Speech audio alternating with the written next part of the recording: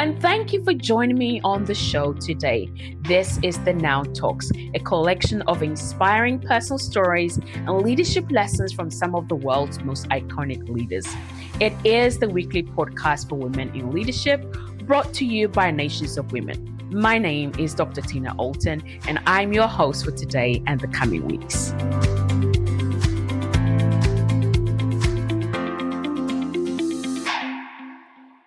Welcome again to another brand new edition of the Now Woman podcast. And this week, I want us to really think about the subject of who you are. And this really came about, again, I'm just still really buzzing from the excitement, the joy, and the success from the summit in Cairo in Egypt last October.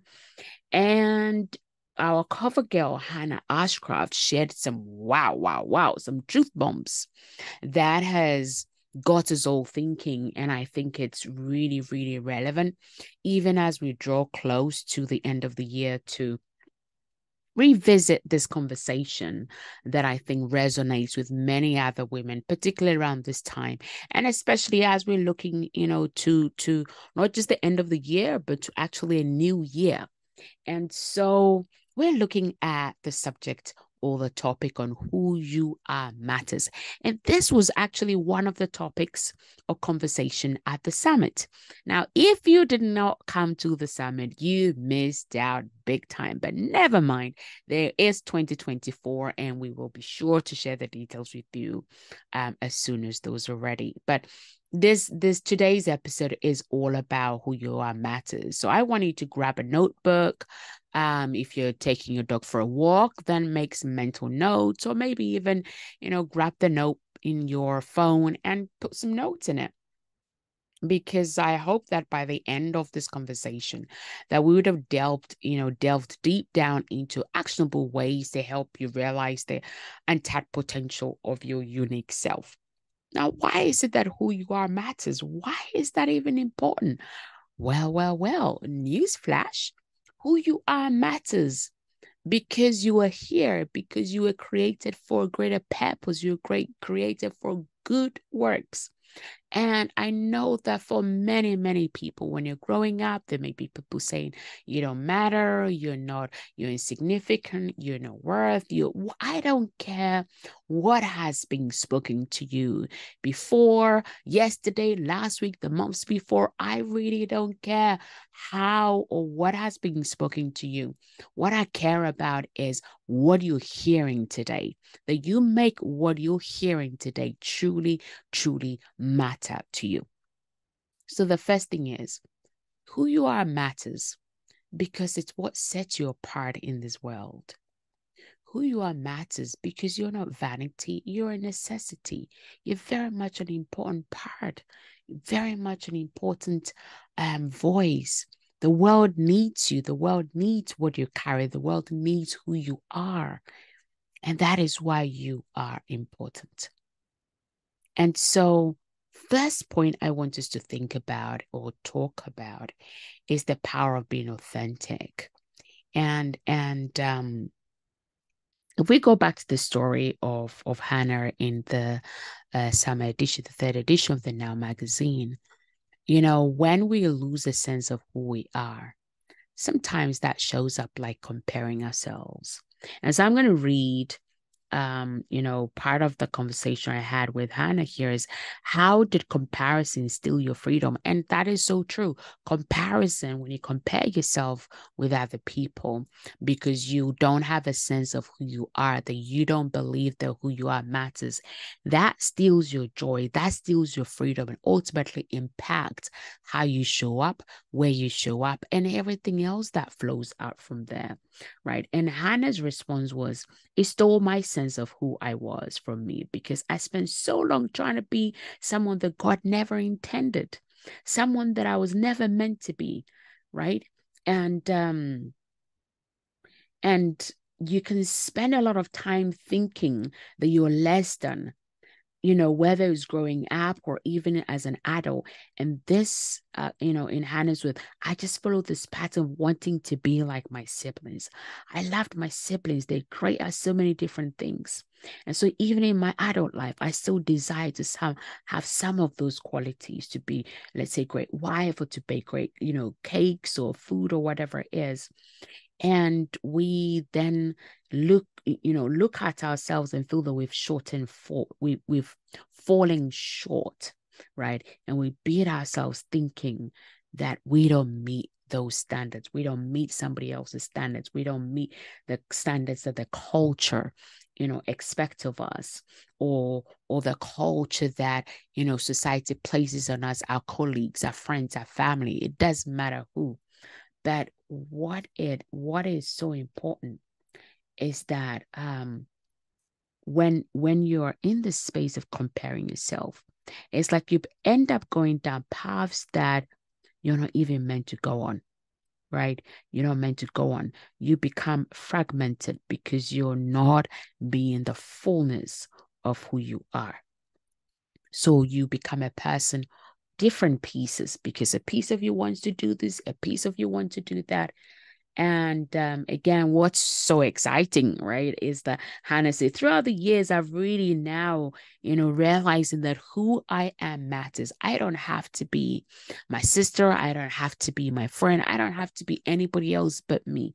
And she says, I've really gotten to know who I am, who Hannah really is, and I enjoy her. So again, coming back to the power of being authentically all of who you are matters. And when you come to that place and recognize, actually, who I am matters, how I speak matters, what I'm called to do matters. It doesn't matter what society thinks. It doesn't matter what my friends think, my sister. It doesn't matter who or anybody else thinks. What matters is that you are living and showing up in the fullness of who you are called to be. Because when you feel the fullness of the authentic who you are, right, then you're in joy, you're in freedom. You are able to show up as how you're meant to show up.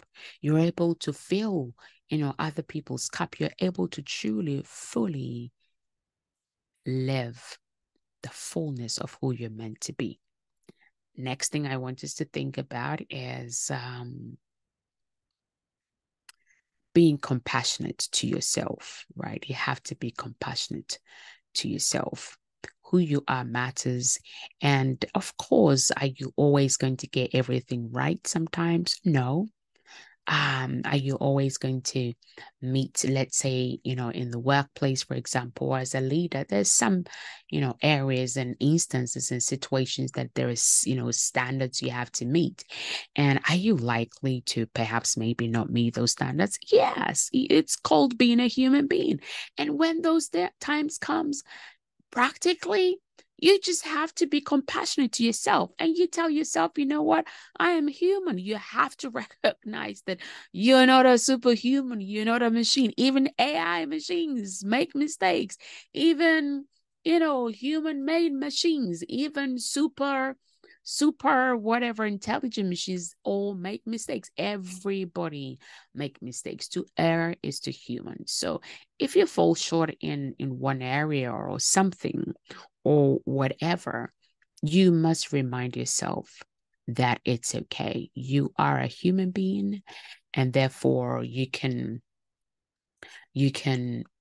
accept the fact that to err is to human, and that does not define who you are, right? That's not the end of you. That doesn't mean you can't come back up, right? You need to keep getting back up. And I can't remember exactly how the quote goes, but it goes something like, the strength of a man, not necessarily being gender, but your strength is in how many times you keep getting back up when you fall down. So you must be resilient in your spirit. You must be resilient in your mind. You must be resilient in who you are. And you must be, in that resilience, that spirit of resilience must come compassion for yourself. Because if we're supposed to be compassionate towards other people, then, we have to be compassionate to ourselves as well, right? So here is Here's a thought for you. When you're authentic to yourself and when you live from the place of who I am matters, when people encounter you, they encounter the fullness of who you are. And that builds trust, that fosters strong relationships. That is really like, you know, it's the cornerstone foundation for building a great life. So here is an exercise for you. I want you to jot down 3 words that you would use to describe yourself. What are 3 words that you would use to describe yourself? Now, I want you to then think about 3 words you'd like others to use when describing you. So the difference, number one, is 3 words you would use yourself. What words do you use to describe yourself? And then the next question is, what 3 words would you like others to use when they're describing you? Now, I want you to compare these two and reflect. Are they aligned? Is the words you use yourself to describe yourself, are they in alignment with what you'd like others to describe you with? Maybe you would want others to describe you as passionate rather than loud, right? Because maybe when you speak, you come across really passionately, but then people might think, "Oh gosh, she's hot-headed or too loud." But in your heart of heart, it's like, "No, I'm not hot-headed. I'm not too loud. I'm passionate," right? So then you'd use the word passionate. But then you go back to the first question, what words do you use to describe yourself? Right? Do you use, I don't know, feisty, zesty, as my daughter would say? What is the word that you use to describe yourself? And what are the 3 words you'd like others to describe you? Now, when you compare and reflect, are they aligned? If they're not aligned, then basically there is a mask somewhere, right? There's a mask somewhere that is not allowing who you are, the way you describe yourself, how others describe you, the discrepancy in that potentially is a mask that perhaps you're wearing. And so you want to take that mask off, right? And another exercise you can do, perhaps, for the rest of the week, is journal about your daily interactions and decisions. And I want you to note the moments where you felt you were truly yourself, right? Or, for example, instances where you felt you had to wear a mask. And I mean MASK. Because I think at some point, in life, there could be the temptation to wear a mask, MASK. So this is your homework for this week. Journal your daily interactions, the decisions that you've been making on a daily basis. So that's 7 days.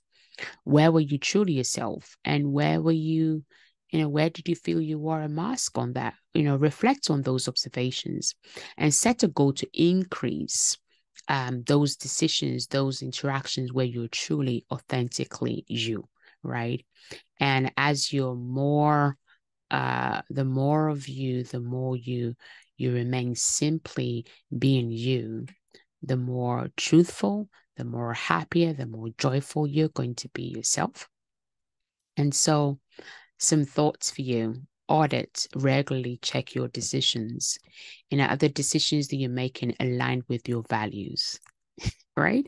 If the decisions you make are not aligned with your values, then are you truly living from that place of knowing that who you are matters? Or are you actually living in somebody else's shadow? And number 2, be intentional. Think through how you present yourself, both online and offline, right? Which line? Is it online or offline? Which one are you a true reflection of who you are? Right? Are you different online to who you are in person, in real life? Right? How do you present yourself? Is it the same person? And master your emotions. Having emotional intelligence is not just a buzzword. It's a skill that needs to be practiced. It's a skill that sets you apart. So master your emotions, develop emotional intelligence. It's a leader's greatest asset. Number 4, practice self-compassion. Make it a habit to celebrate your wins. If you make an error, forgive yourself. We all make mistakes. And don't define yourself by your mistakes. And don't even let anybody define you by your mistakes, right? And if you haven't read the full story of Hannah, our cover girl for our current edition of the Now Woman magazine, then go to nowwomanmagazine.com, and it's free. You can get a copy of the magazine and read all of Hannah's story, right? And remember, there's one thing you take away from this week. It's remember, your unique you is your superpower. Don't ever underestimate the impact of you bringing the whole of you into your leadership, into your personal life, into your relationships, your friendship, your professional life, both online and offline. And the more you're able to do that, you'd recognize that actually, wow, you are amazing, amazing, amazing, right? When you um when you are able to recognize that, I think it would be a huge turning key for you. And on that, I want to also add consistency is key. Being consistent in who you are, being consistent in how you show up both online and offline is so essential for building trust in today's world. Trust is the biggest currency, biggest assets that you can't afford to not have. And pause before you proceed, right? Pause before you navigate complex situations, any situation that might potentially, you know, pull you to put on a mask. Just pause and think, you know what? Actually, I'm going to show up real, right? And show up real. Be kind to yourself. Being compassionate to yourself is not a luxury. It's a necessity for your long-term emotional well-being, for your long-term success, for you to be able to go the long haul and truly fulfill your purpose. You have to learn to be compassionate to yourself. And always remember, quality over quantity. It's not the number of friends you have, the number of followers, the number of this, the number of that. Quantity has never been the greatest measuring yardstick for anything. Always choose quality. So whether it's your relationships, your friendships, choose meaningful connections over superficial ones, right? And I think it's quite evident when we meet somebody or we're maybe you already have, in friendship with them already and they're being superficial. I think we all have that, inner instinct to know. So it's easy to make that choice. Make that choice for you. You also maintain that quality, the quality of who you are, right? So you also show up in the fullness of the quality of who you are. So always choose meaningful connections over superficial ones. And don't ever stop learning. Desire to discover more of who you are, whether it's business, your leadership, or just your own life. It's just a continuous journey of learning and growth. And so I hope this has been good for you. I'd love to hear your own story. Again, from the exercise, your decisions that you've made. Let's even think about last week, right? What decisions did you find that you made and you had to wear a mask to make those decisions? Or maybe you discovered yourself and you boldly showed up. Or maybe somebody else, was interacting with you and they were wearing a mask. You realized they're being superficial to you. How did that make you feel? Right? So again, let me know your thoughts. What has been your experience? And remember that who you are truly matters. How you put that into practice is even more important. You're not just a title, you're not just a role, you're not just a woman, you're not just anybody. You're remarkable. You're a woman who brings something special to the table. You carry so much value, and you are an incredible woman, and the world needs all of who you are. So until I come your way next week, I look forward to hearing your thoughts. Until then, remember to stay fabulous and stay authentically you, all of who you are. Take care. God bless.